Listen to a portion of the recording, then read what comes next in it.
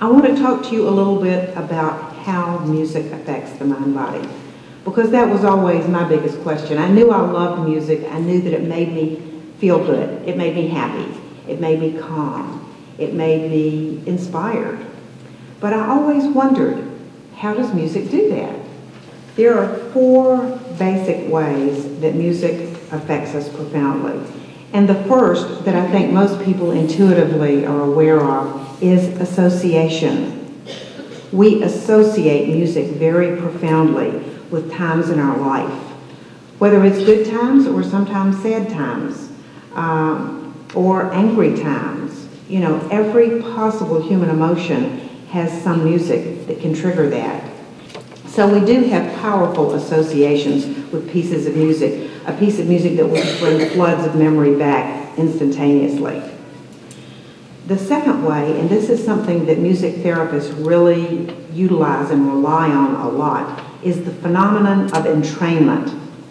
Entrainment is a phenomenon from physics. It's a principle, a physical principle, that says that 2 bodies vibrating in close proximity tend to synchronize. Music that has a strong, steady, rhythmic pulse will synchronize the bodies biorhythms.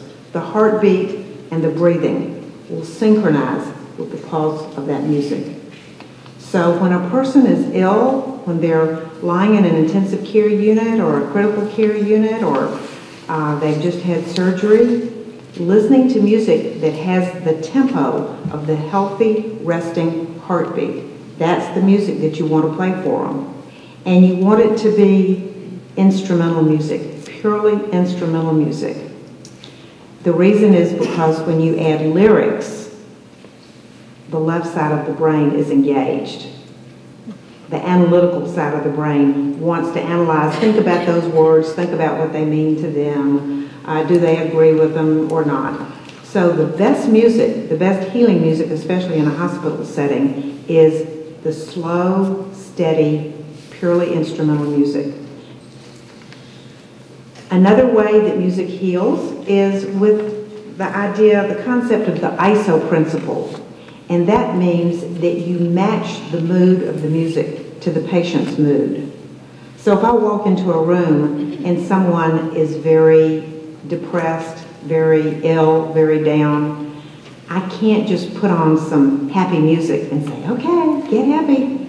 It just doesn't work like that. So you have to start out playing the music that reflects something in a minor key. And then the last big way that music works, and all of these are interconnected, they're not totally separate and individual, is because of the brain chemistry. You all know about the endorphins and the runner's high that people who run a lot get.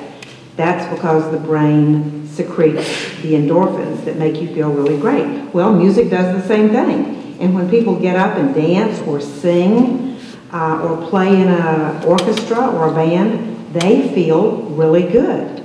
So the endorphins that are secreted when you listen to music or you make music even more, that's all the better is making music. That is one of the ways music is healing.